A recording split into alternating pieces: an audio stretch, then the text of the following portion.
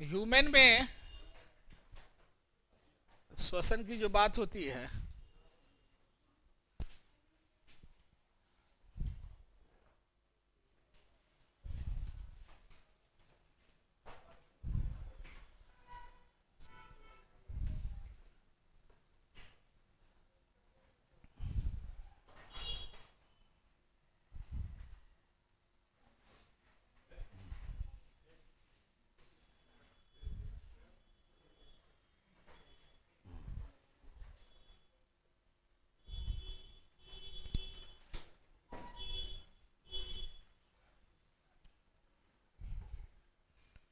देखो इसको आप लोग बांट दीजिए 3 भाग में।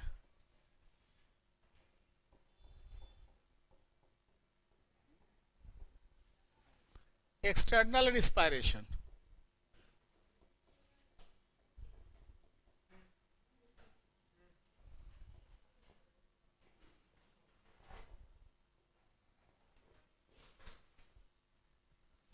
बाह्य श्वसन,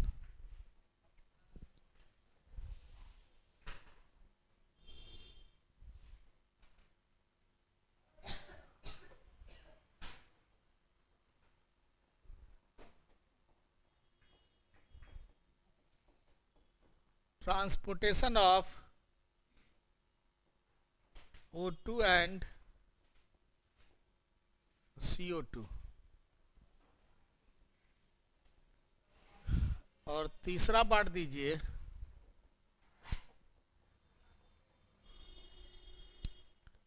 इंटरनल या सेलुलर रिस्पायरेशन।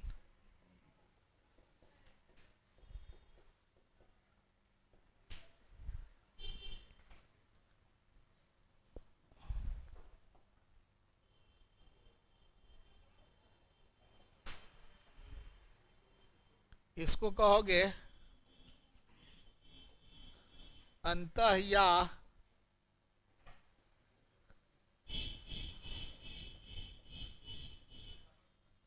कोशिकीय श्वसन।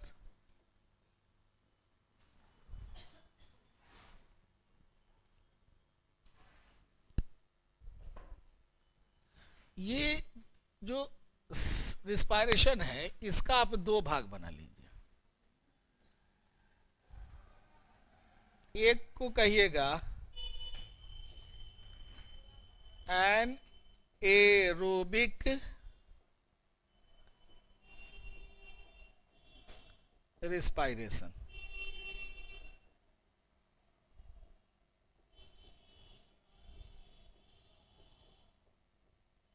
अनाक्सी श्वसन।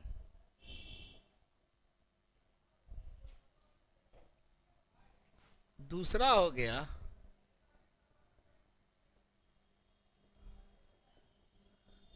एरोबिक रिस्पायरेशन, जिसको कहोगे ऑक्सी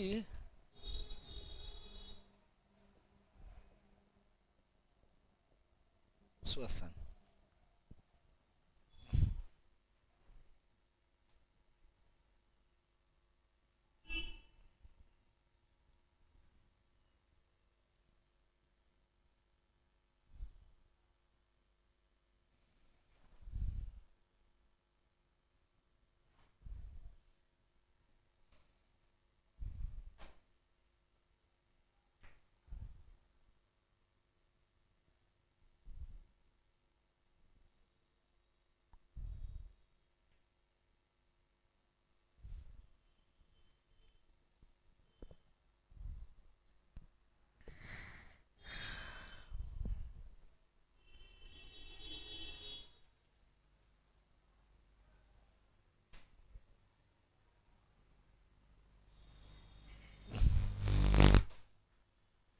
देखो ये जो बाह्य श्वसन है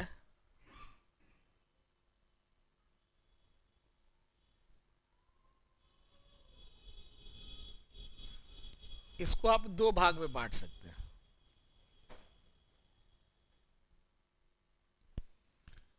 एक को कहोगे ब्रीदिंग,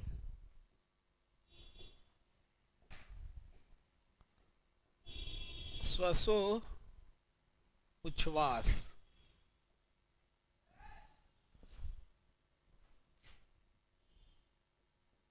दूसरा कहोगे exchange of CO2 and O2। ठीक है, याद देखो, ये ब्रीदिंग जो हुआ इसका मतलब होता है सांस लेना और सांस छोड़ना। यह एक बायोफिजिकल प्रोसेस है। इस प्रोसेस में कोई क्रिया नहीं होता, केवल हम लोग फेफड़ा में हवा भरते हैं और फेफड़ा से हवा को बाहर निकालते हैं। ठीक है, तो ब्रीदिंग में हम लोग कौन सा चीज का उपयोग करते हैं? हवा, हवा लेते हैं और हवा छोड़ते हैं, ये ब्रीदिंग हो गया। ठीक है, केवल लंग्स को फुलाकर हवा भर लिए, फिर लंग्स को पुचका दिए और उसे हवा निकाल दिए, ये कहलाएगा ब्रीदिंग नहीं। Exchange of CO2 and O2 ये फेफड़ा में जब कार्बन डाइऑक्साइड गया उसको हटाकर उसमें ऑक्सीजन मिल जाता है, यही क्रिया होता है एक्सचेंज में। और तो एक्सचेंज कहां होगा? In the lungs. ई कहां होगा? By the haemoglobin.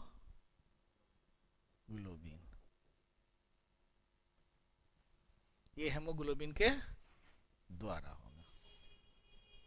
ना।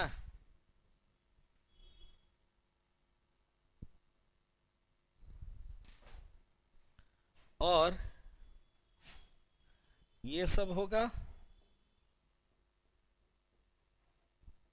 इन द साइटोप्लाज्म ऑफ सेल। और ई कहां होगा? इन द माइटोकॉन्ड्रिया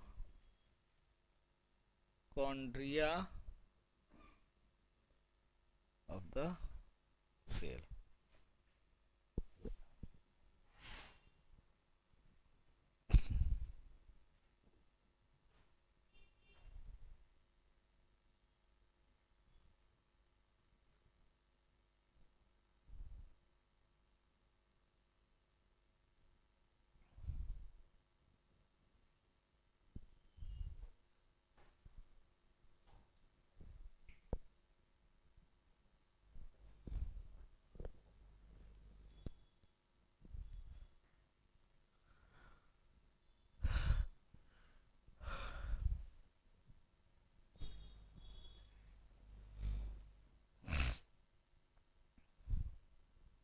ठीक है,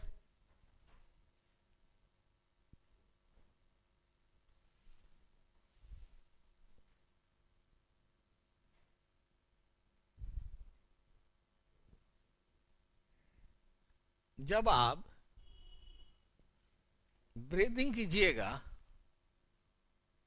दो काम कीजिएगा। एक कीजिएगा इंस्पायरेशन या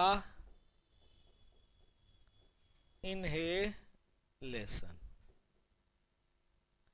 हिंदी हुआ निश्वसन का मतलब क्या हुआ? Take in air in the lungs. ठीक है। दूसरा काम जो कीजिएगा वह होगा एक्सपायरेशन या एक्सहेलेशन, और इसको कहेंगे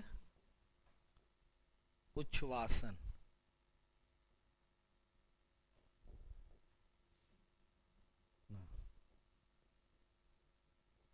take out the air from the lungs। अब आप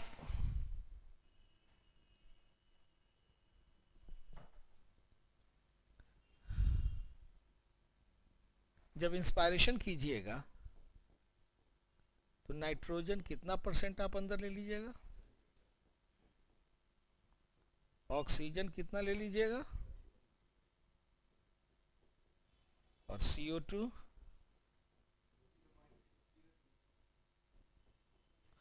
और जो बच गया वह रेस्ट हो गया। जब आप एक्सपायरेशन कीजिएगा नाइट्रोजन कितना छोड़ दीजिएगा, ऑक्सीजन कितना छोड़ दीजिएगा, और CO2 कितना छोड़ दीजिएगा, और जो बच गया वह सब बाकी गैस हो गया। नहीं, अब आइए यहीं से क्वेश्चन पकड़े।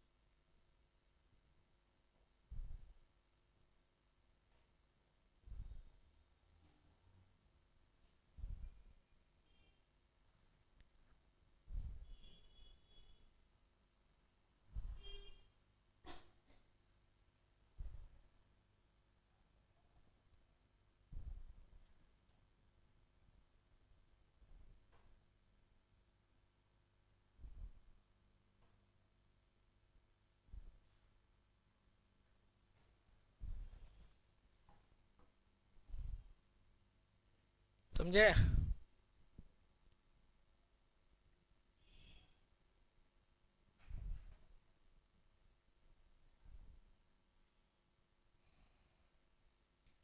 अब क्वेश्चन देखो, एयर में 78% नाइट्रोजन क्यों रखा गया, जबकि जिंदा रहने के लिए तुमको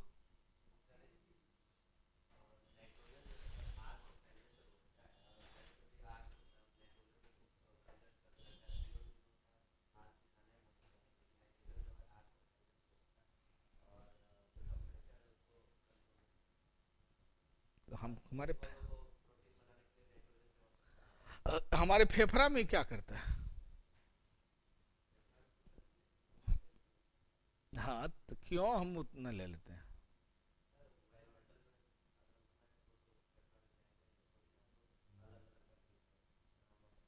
कोई रूल है? तो हम अगर डायरेक्ट हम ऑक्सीजन अगर इनहेल करें तो क्या दिक्कत है?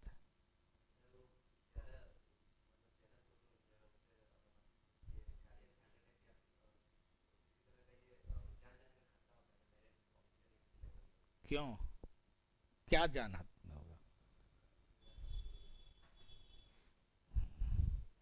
पहली बात जान लो कि नाइट्रोजन जो है ना वो बहुत ही कम क्रियाशील गैस है, अक्रिय गैस नहीं है, लेकिन बहुत ही कम क्रियाशील गैस। अब हमको जब इनहेल करेंगे, अगर नाइट्रोजन नहीं लिए तो हेवी अमाउंट ऑफ ऑक्सीजन ले लेंगे, और ऑक्सीजन बहुत ज्यादा क्रियाशील होता है। ये जितना है ना इसमें सबसे ज्यादा क्रियाशील ऑक्सीजन है। तो ये ऑक्सीजन क्या करेगा कि हमारे फेफड़ा के अंदर जितने भी पदार्थ पाए जाते हैं, चिपचिपे पदार्थ वगैरह सब है, उस सब को वो ड्राई अप कर देगा, सुखा देगा। नतीजा क्या होगा कि हमारा फेफड़ा जब ड्राई हो जाएगा तो जहीं तहीं से फट जाएगा, फटेगा तो ब्लीडिंग शुरू हो जाएगा, नाक और मुंह से ब्लड आना शुरू हो जाएगा, तो आदमी की मौत हो सकती है। इसलिए नेचर ने कहा कि इसको जिंदा रखना है इस मनुष्य को, तो इतना ज्यादा दे दो नाइट्रोजन कि वो जाकर उसकी एक्टिविटीज को थोड़ा कम कर दे, डाउन रखे, ठीक ना।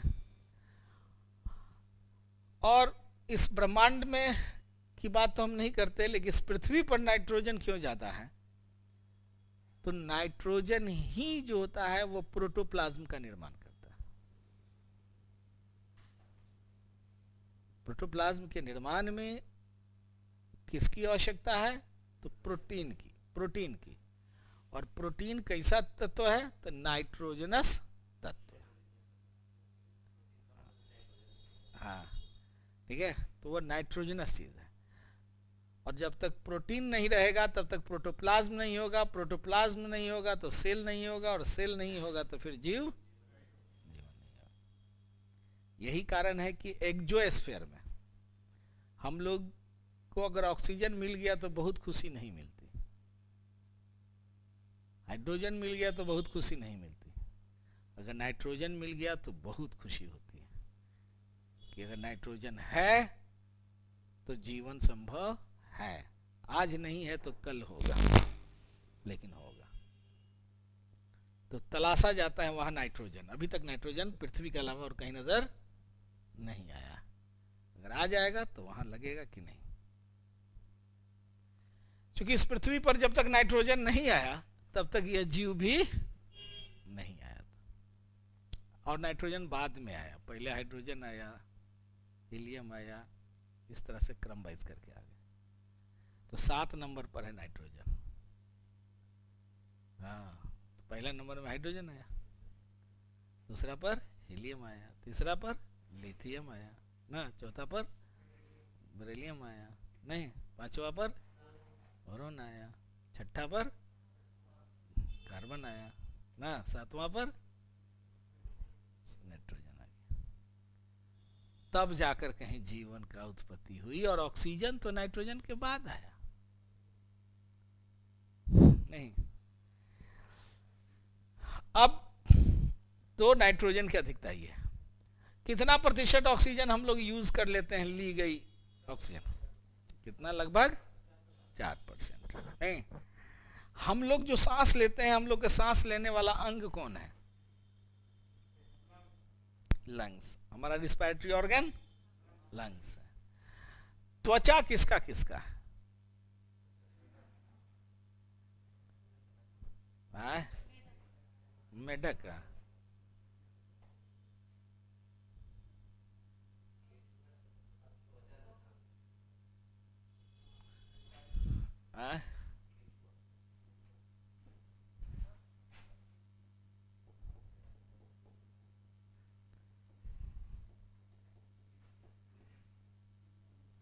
मोस्ट स्किन से सांस लेने वाले देखो कौन कौन से हैं। सबसे पहला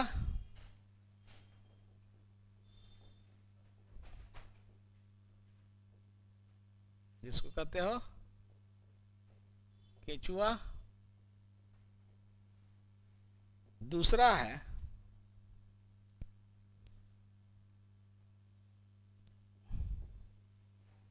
फ्रॉग, जब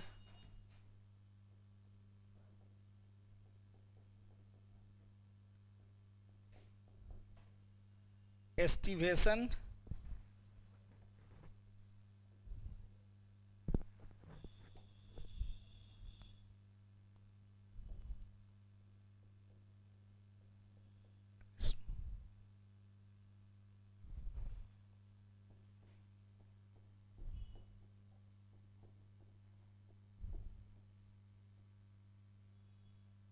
एस्टिवेशन में हो तथा जब जल में हो। ठीक है,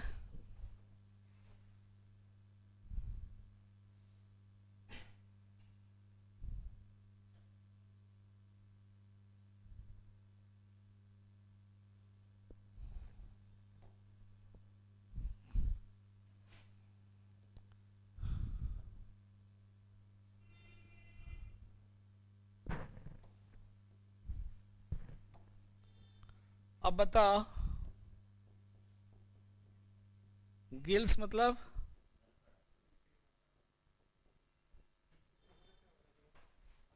गलफड़ा मतलब गाल का फेफड़ा,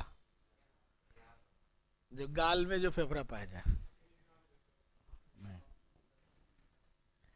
इससे कौन कौन सांस लेगा? और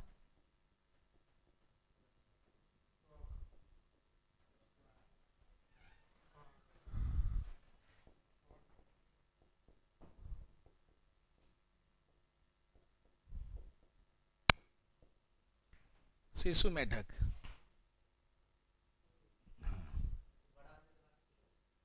नहीं, जब बड़ा हो जाएगा तो फेफड़ा से लेगा।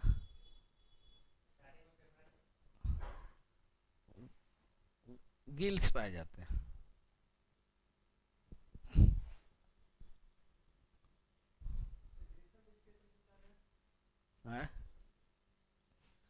एस्टिवेशन ग्रीष्म निष्क्रियता, वो होता क्या है? अच्छा बता दे रहे हैं।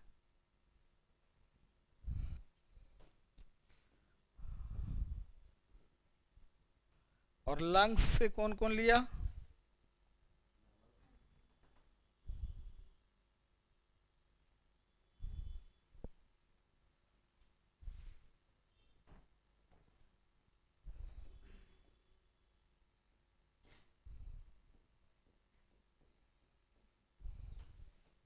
सरीसृप, पक्षी, स्तनधारी। ठीक है,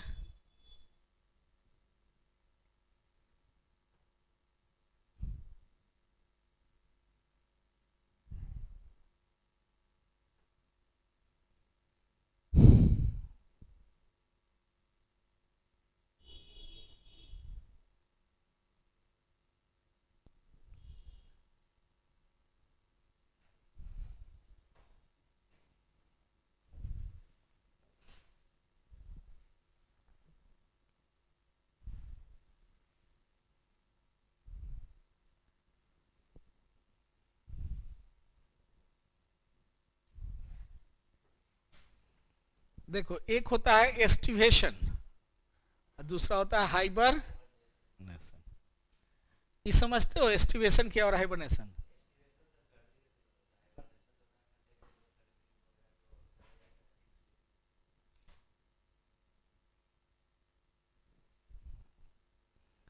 देखो ऑर्गेनिज्म जो है उसमें एनिमल, एनिमल दो तरह के हुए। एनिमल को कई भाग में बांटे?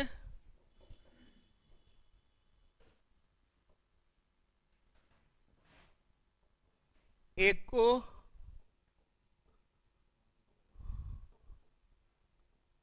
वार्म ब्लडेड,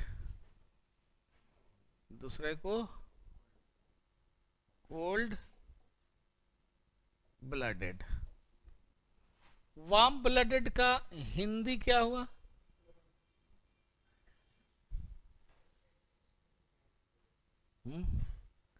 ब्लड रहता तब, नहीं तो ब्लडेड है। वार्म ब्लडेड का मतलब हुआ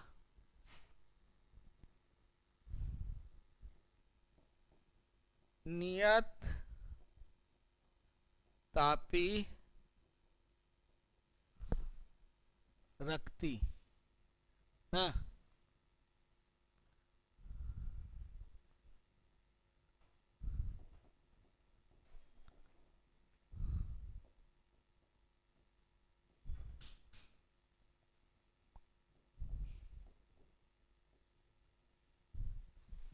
ठीक है। इसका शारीरिक तापमान क्या होगा? नियत रहेगा, नहीं? हाँ हाँ, जैसे हम लोग का शरीर का तापमान कितना है? ठीक है, ये 37 डिग्री सेल्सियस है ना जी? हाँ, ये तो फिक्स्ड है, जाड़ा में घट जाता है, गर्मी में बढ़ गया। जाड़ा हो, गर्मी हो, बरसात हो, हमारा शरीर का तापमान नियत है। हम तापमान, शरीर के तापमान को वातावरण के अनुसार घटा बढ़ा नहीं सकते। लेकिन वार्म ब्लडेड जो है, इसको कहोगे अनियत तापी।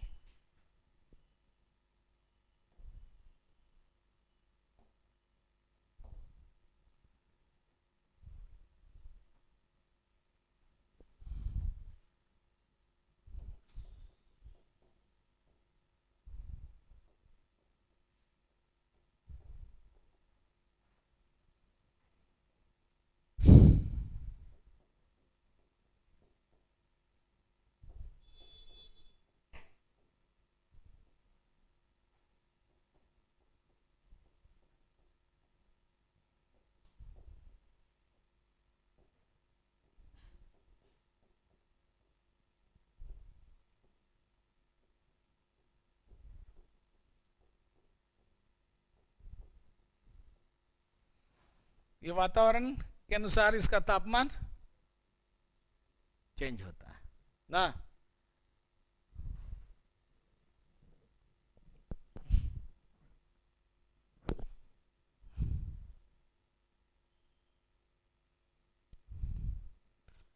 अब इस पर जो है, जब दूगो को बनाए ना, एगो कहेगा कि तुम वार्म ब्लडेड रहो, तो वार्म ब्लडेड किसको किसको बना दिए?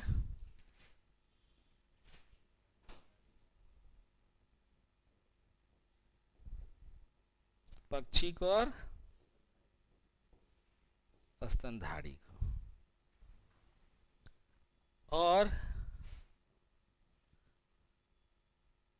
कोल ब्लडेड बना दिए मछली, मेढक,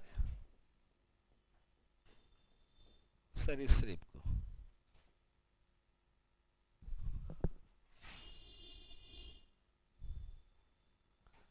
तो इसको कह के कि सुनो, तुम्हारा शरीर का तापमान अपना घटा बढ़ा लेना, इसको कहे कि तुम्हारा शरीर का तापमान नियत रहेगा। अब ई एक दिन भगवान के यहां पहुंचा सब। अगर आप तो बोले थे कि बदल लेना, लेकिन ई शीतलहरी में हम क्या करेंगे? हैं? अब वो 50 डिग्री टेम्परेचर हो जाता है, तब हम क्या करेंगे? आप तो कहे कि बदल लेना, तो बदलने की एगो तो कैपेसिटी ना होती है। लेकिन आप तो एक बार इतना ना ठंडा कर देते हैं ना कि हालत खराब हो जाता है। तो कहेगा कि जाओ, तुमको दूगो चीज देते हैं। एगो देते हैं हाइबर नेशन,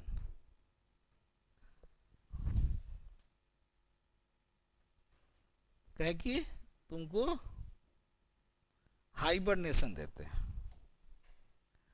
हाइबरनेशन का मतलब जब अत्यधिक ठंडा होगा तो जाके चुपचाप सो जाना, कुछ नहीं करना, हिलना डुलना भी नहीं। तो कहेंगे जब कुछ नहीं करेंगे तो खाएंगे कहां से? तो कहेंगे जब कमाओगे, देखो एक नींद आ रहा है ना इसको हाँ नहीं आ रहा है, ओ चेहरा ही ऐसा है। अच्छा अच्छा नहीं,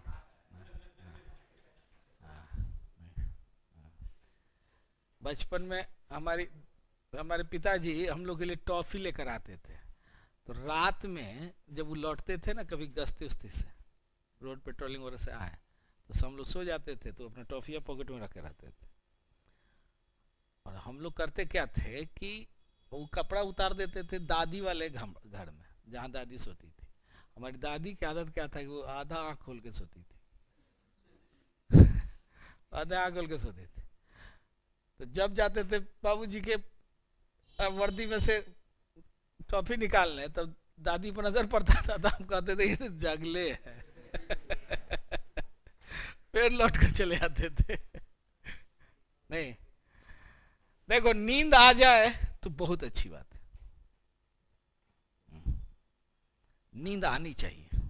नहीं, इसी नींद के लिए लोग लाखों लाख रुपया खर्च करते हैं। हे भगवान हमको नींद आ जाए, नहीं नींद आती।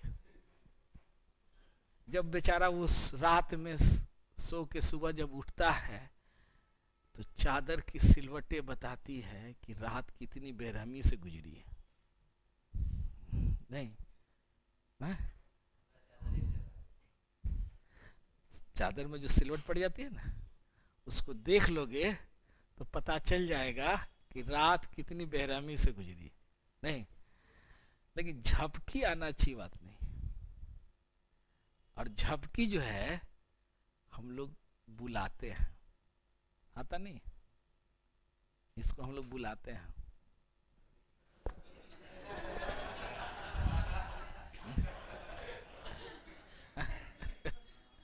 नहीं, और ये तभी आती है, दो कारण है। एक, या तो आपको जहां बैठे हुए हैं वहां मोनोटोनी हो जाए, एक रास्ता आ जाए, और नहीं तो आपके ब्रेन में ऑक्सीजन की कमी हो जाए। हाँ, लंबा सांस लेकर बढ़िए दम, लेकिन ध्यान रखिएगा कि सांस छोड़ते समय सर्दी नहीं होना चाहिए नहीं, क्लास है ना, नहीं, हाँ हाँ हाँ, ठीक है। तो या तो मोनोटोनी होगा तब आएगा। सिनेमा हॉल में एक बार भी झपकी आती है, वो आ गया था जब मन पसंद नहीं होगा। हाँ हाँ, नहीं तो कोशिश में रहते हैं एक भी शॉट छूटना नहीं चाहिए। लेकिन जब वही भजन में जाते हैं, नहीं नहीं, तो जब जय श्री राम बोलना होता है तो आज श्री राम बोल देते हैं नहीं, तो वही हाल होता है। तो मोनोटोनी नहीं लगी हुआ, ठीक है। चलिए आइए। तो हाइबरनेशन का मतलब होता है कि चलिए आप ठंडी में निष्क्रिय हो जाइए, और जब आप एक्टिव रहते हैं तो जितना भोजन आप लेते हैं और खर्च करते हैं उसका कुछ परसेंटेज आप संचित कीजिए।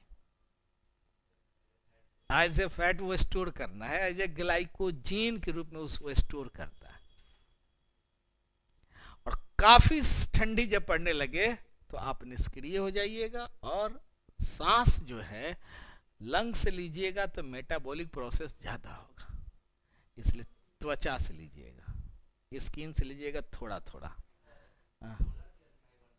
हाँ, तो थोड़ा थोड़ा सांस लीजिएगा। तब उनको कहा गया कि ठीक है भाई, जब थोड़ा थोड़ा सांस लेंगे तो फेफड़ा तो फुलाएंगे, पचकाएंगे, तो ज्यादा हमको ऑक्सीजन पड़ेगा, और जब ज्यादा ऑक्सीजन जाएगा तो ज्यादा मेटाबॉलिक प्रोसेस होगा। तब कहा गया कि तुम्हें वो काम करना, फेफड़ा को भी बंद कर देना, और त्वचा से थोड़ा थोड़ा सांस लेना, ऑक्सीजन लेना, और उससे जो एनर्जी मिलेगी उस एनर्जी से हृदय को केवल धुक धुक धुक धुक करना, और बाकी कोई अंग को एक्टिव नहीं करना। तो हाइबरनेशन में छिपकलियां चली जाती है। गर्मी में देखोगे ना, घूम घूम के खूब कीड़े पतंगे खाती रहती है, और जब खूब ठंडा आएगा तो गांधी जी के फोटो के पीछे जाके छुप जाती है, कर जोड़ के कहती है कि हे गांधी जी, अब हम अहिंसक हो गए, शरण में ले लीजिए। नहीं, वही बेचारी पड़ी रहती है। हाँ, जारा में तुमको छिपकली दिखा है? आज जाना और आईना के सामने खड़ा हो जाना।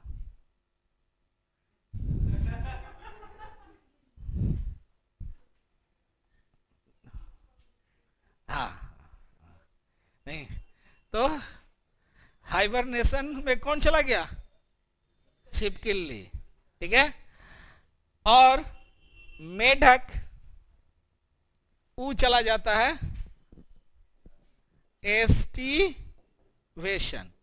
जब अत्यधिक गर्मी हो जाएगी और उसके लिए भोजन नहीं मिलेगा तो क्या करेगी? वो चला जाता है, जैसे देखो तालाब है ना, तालाब का जल सूख गया गर्मी में, नहीं, भोजन भी खत्म हो गया, और बेचारा करे तो क्या करे? तो बाकी समय खा कर अपने आप को मोटा किया, फैट को जमा किया, और जब बीच में जो दरारें आ जाती है फटने से, उसी दरार में जाकर वो चुपचाप पड़ा रहता है, हिलता डुलता भी नहीं, और धीरे धीरे वो लेता है ऑक्सीजन, और लेने के बाद में केवल अपने हार्ट को चलाता है। जैसे ही तालाब भर जाएगा पानी से बरसात में, और खाने के लिए पर्याप्त सामान भी आया, तब वो मेड़ के ऊपर, तालाब के मेड़ पर बैठ जाता है, और बैठकर वो सोचता है कि आहा, हे भगवान, अब तो खाने का सामान हो गया, तालाब में जल भी हो गया, घर हो गया, एगो घरवाली नहीं है। अब उसके लिए वो जोर जोर से टरटराता है। और फीमेल जो मेढक होती है वो भी बहुत तेज होती है। वो देखती क्या है कि जिसके टरटराहट में जितने आवाज होगा उसी के साथ वह कॉपलिंग करेगी। कॉपुल मतलब जोड़ा लगना, नहीं तो जोड़ा लगने से पहले हंगामा होता है। नहीं, हाँ, कहीं भी देखो, गाजे बाजे होंगे, पटाखे छूटेंगे, नहीं कहा भाई ये लोग कपुलिंग करने जा रहा है, कपुल बनने जा रहा है, नहीं, हाँ, अकेले नहीं, 200-400 आदमी के साथ। लेकिन उस फीमेल का देखो डेयर, अकेले नहीं पहुंचता है कोई मेल, पूरा एकदम बम बंदूक पिस्तौल सब लेके पहुंचता है गाजे बाजे के साथ। लेकिन उस फीमेल को देखो, कतनो टटरा लो, अकेले वो तैयार होती है और कहती है चल। नहीं आई, नहीं, आपका 200-400 बाराती क्या कौन काम का कि अकेले हिम्मत करके चली गई। तो वही हाल मेढक का है। मेढक के टटराने का उद्देश्य क्या है? कॉपलिंग के लिए, पेयरिंग के लिए। दूसरी बात देखोगे कि मेढक जब वो टटराता है तो यहां से गो, हाँ, ब्लाडर जैसे फूलता है। वो नेचर क्यों दिया उसको ब्लड रिंग?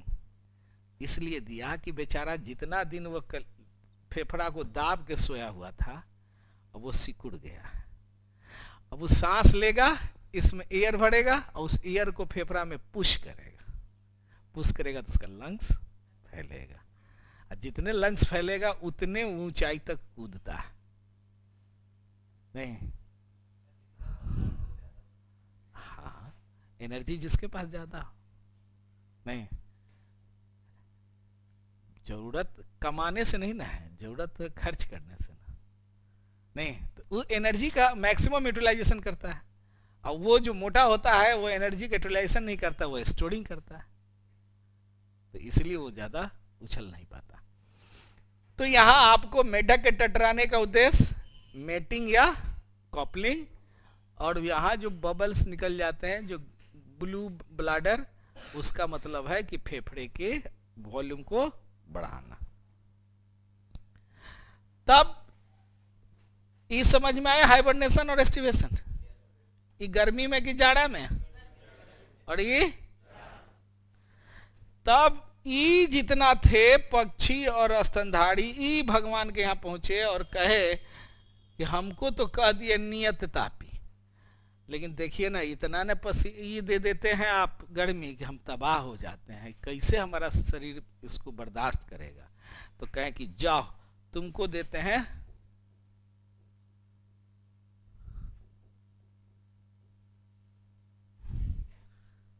स्वेटिंग ना, तुम क्या करना, पसीना निकालना, और उस पसीना का जब एवापोरेशन होगा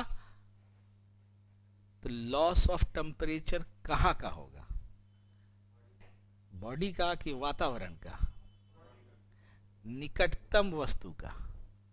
नहीं तो पसीना का निकटतम वस्तु शरीर है कि गंजी है कि शर्ट है कि वातावरण है? तो लॉस ऑफ एनर्जी किसका, तो ठंडा किसको लगेगा, शरीर को लगेगा। नहीं तो कहे कि हाँ तो जाड़ा में, तो जाड़ा में कहे कि जाओ जाड़ा में तुम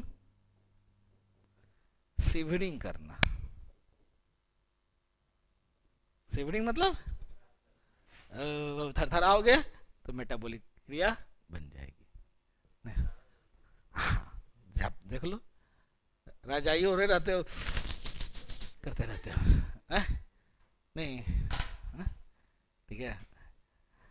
तो अब पता चला कि वार्म ब्लडेड को अपने वातावरण में एडजस्टमेंट के लिए क्या नेचर ने दिया, स्वेटिंग और शिवरिंग, और कोल्ड ब्लडेड को एडजस्टमेंट के लिए एस्टिवेशन, और एस्टिवेशन किस में,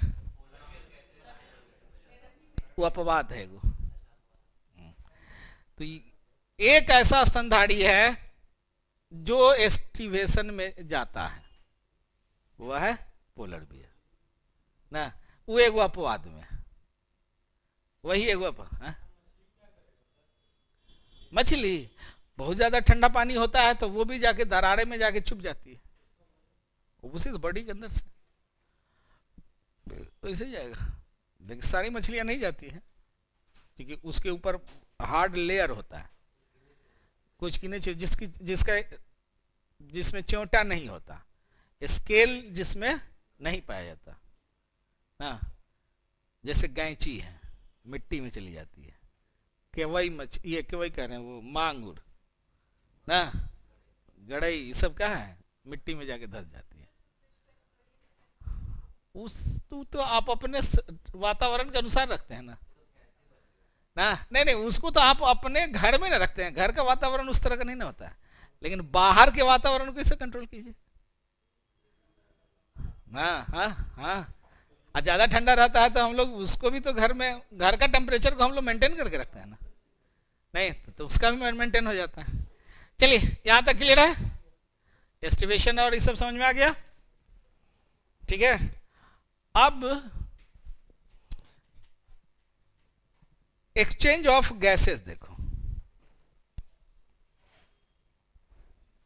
एक्सचेंज ऑफ गैसेस कहां होगा, लंग्स में।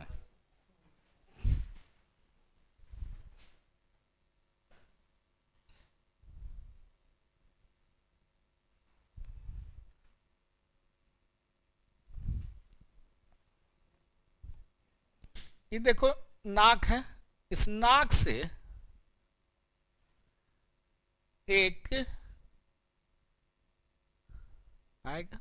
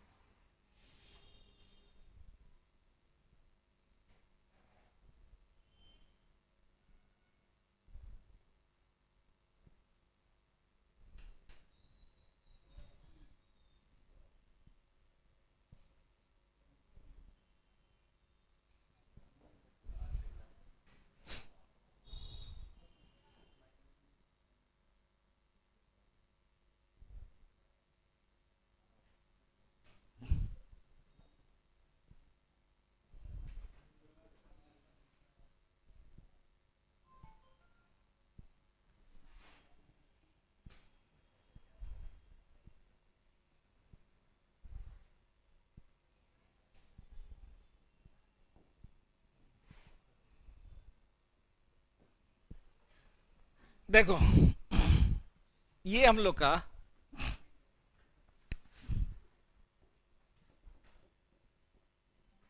नोज है, इस नोज में दो छिद्र होगा, इस छिद्र को हम लोग कहते हैं नासिका मार्ग।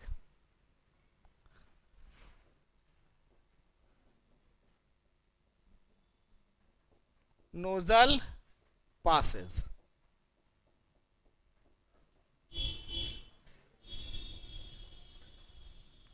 क्या कहेंगे, नासिका मार्ग। इसके अंदर क्या होता है, पतले पतले बाल होंगे, एपिथेलियम टिश्यू होगा, और उस एपिथेलियम टिश्यू से चिपचिपा पदार्थ निकलता है, म्यूकस निकलता है। नहीं, वो म्यूकस क्या करता है कि हमारे इसको सॉफ्ट रखता है और नमी युक्त बनाता है। जब सांस लेते हैं तो हवा जो खींचते हैं तो उसके साथ हम लोग सब कुछ खींच लेते हैं, धूल कण, हाइड्रोजन, ऑक्सीजन, खुशबू, बदबू, सब खींच लिए। अब क्या करेगा, ये पतला पतला जो बाल है उसको वह फिल्टर करता है, बाकी बैक्टीरिया, जीवाणु वगैरह जो फिल्टर नहीं हुआ उसको वह क्या करता है, चिपका लेता है। और जब चिपका लेता है तो नाक में बैठ जाता है, तब हम लोग क्या करते हैं, उसको निकाल कर लड्डू बना के इसे फेंक देते हैं। नहीं, हाँ, ठीक है। तो ये काम किसका है, नोजल पासेस का। नोजल पासेस का काम क्या है, वायु को नमी युक्त बनाना, ठंडा है तो गर्म करना, गर्म है तो ठंडा करना, बॉडी के टेम्परेचर का अनुकूल बनाना। ये सब काम किसका है, नोजल पासेस का। नहीं, फिल्टर करना, तब हवा को अंदर जाने देना।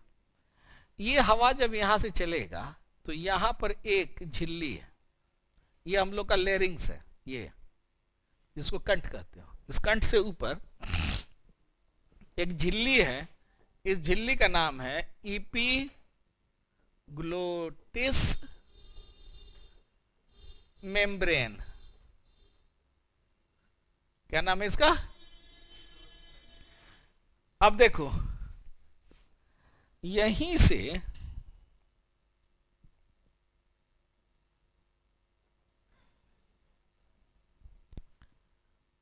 क्या होता है, ये माउथ वाला जो आया है,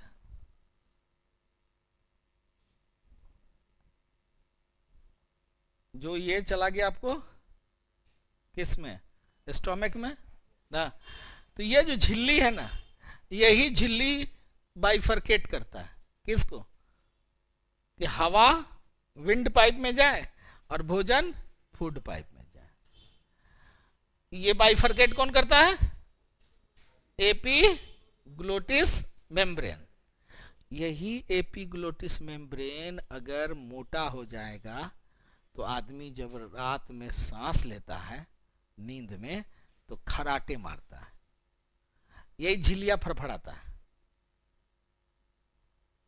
तो झिल्ली जो फड़फड़ाता है वो कौन झिल्ली है, उसके बाद इसमें आपको कार्टिलेज का ये ट्यूब हो, ये रिंग होगा। किस चीज का रिंग है, कार्टिलेज का। देखो ये कार्टिलेज का रिंग्स है। तो ये जो रिंग्स लगा हुआ जो पाइप है उसका नाम जानते हो क्या है, ट्रैकिया। क्या नाम है, और जो चला गया है फेफड़ा की तरफ, उस पाइप का नाम है ब्रोंकिया। अब ये जो ब्रोंकिया है ना, ये ब्रोंकिया ये अंदर जाकर ऐसे ऐसे ये बट गया। किसमें बट गया, नहीं, तो इसको कहोगे ब्रोंकाइटिस। ब्रोंकियोल्स, क्या कहेंगे? ब्रोंकियोल्स, ठीक है। और ये इसी ब्रोंकियोल्स में ये सब गोल गोल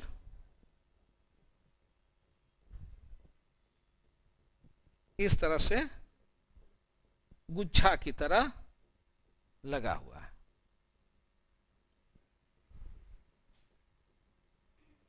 ठीक है, इसका नाम जानते हो क्या है? अल्व्यूलाइज। क्या नाम है इसका? अल्व्यूलाइज, ठीक है। ये क्या था? हार्ट। हार्ट का ई कौन सा भाग है? ई वाला भाग है? दाया कि बाया? है? कौन है? और यहां से क्या जा रहा था? CO2 वाला ब्लड कहां जा रहा था? जा रहा था ना, कौन पाइप से? PA से कि PB से? PA से। किससे जा रहा था? PA मतलब पल्मोनरी आर्टरी। किससे जा रहा था? तो देखो ये पल्मोनरी आर्टरी से इसमें चला गया, अब फिर इसमें चला गया, दोनों में गया। जब जाएगा तो ये अल्विलाई है, ये अल्विलाई में कौन गया? CO2। और आपने जो लिया है हवा, उस हवा में सबसे ज्यादा क्रियाशील कौन था? अब ये ऑक्सीजन अंदर घुसेगा और CO2 को बाहर निकाल देगा। इस क्रिया को क्या कहोगे? इस क्रिया को तो ये क्या हो रहा है? O2 और CO2 का एक्सचेंज हो रहा है, विनिमय हो रहा है। किस क्रिया के द्वारा? डिफ्यूजन का हिंदी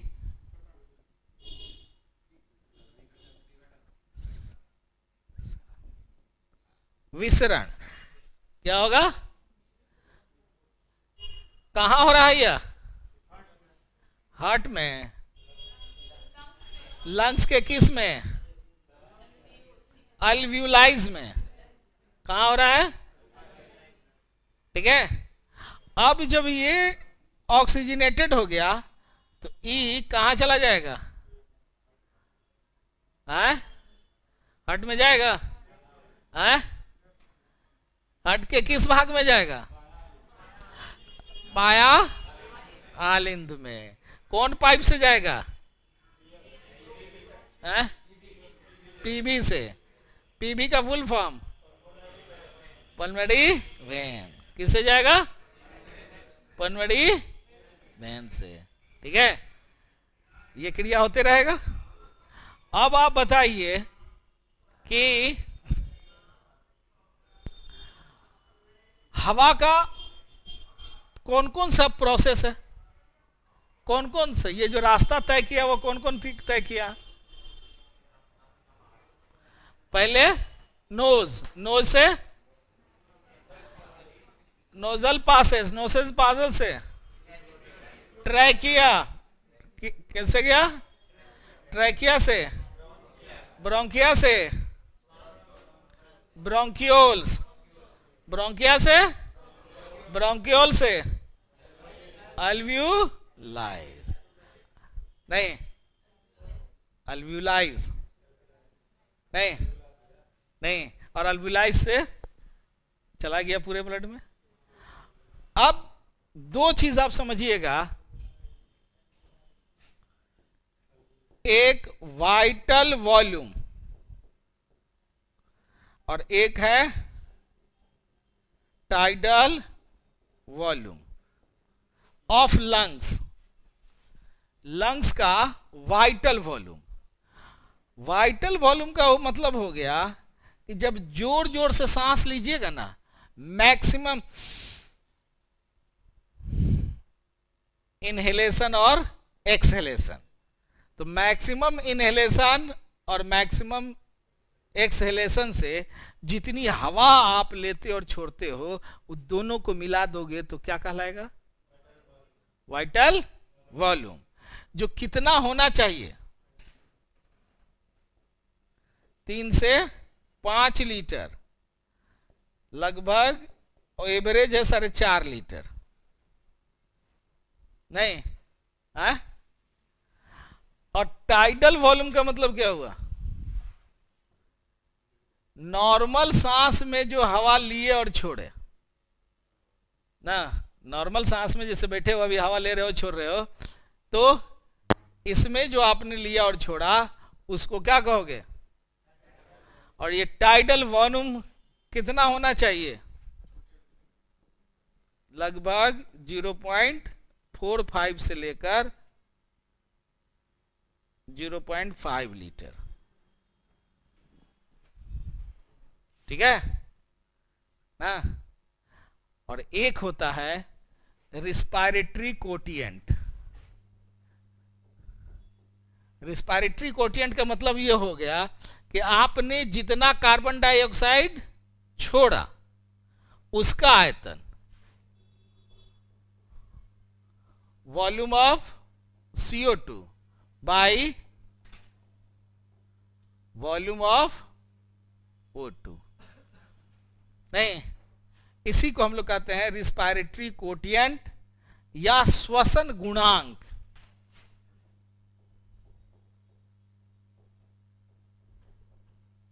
और श्वसन गुणांक सबसे कम जो होता है वो कार्बोहाइड्रेट का, और सबसे ज्यादा होता है फैट का,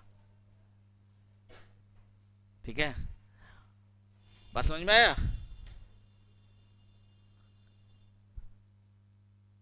तो जिस भोजन से कार्बन डाइऑक्साइड ज्यादा निकलेगा उससे एनर्जी कम बनेगा कि ज्यादा बनेगा? जिस एनर्जी से कार्बन डाइऑक्साइड गैस का उत्सर्जन ज्यादा होगा उससे एनर्जी कम बनेगा कि ज्यादा? नहीं, यानी कि आप CO2 ज्यादा अगर छोड़ रहे हो यानी कि एनर्जी आप कम बना रहे हो, नहीं, कम CO2 छोड़ रहे हो तो इसका मतलब एनर्जी, अगर नहीं समझ में आए किसको? RQ को। RQ का मतलब हुआ कि ली गई ऑक्सीजन और छोड़ी गई कार्बन डाइऑक्साइड का जो अनुपात होता है उसी अनुपात को हम लोग कहते हैं RQ या श्वसन गुणांक, ठीक है? तो कार्बोहाइड्रेट का जो श्वसन गुणांक होता है वह कम होता है, ठीक है? और फैट का ज्यादा होता है। तो एनर्जी सबसे ज्यादा हमको फैट देता है, सबसे ज्यादा एनर्जी फैट, एक फैट का ना, ना फैट का, इस फैट जो एनर्जी देगा ना वो देखो फैट कितना एनर्जी देता है पता है? फैट देता है 9.45 किलो कैलोरी पर ग्राम, ठीक है?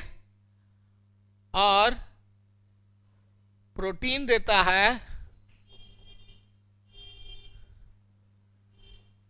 5 किलो कैलोरी पर ग्राम, और ग्लूकोज देता है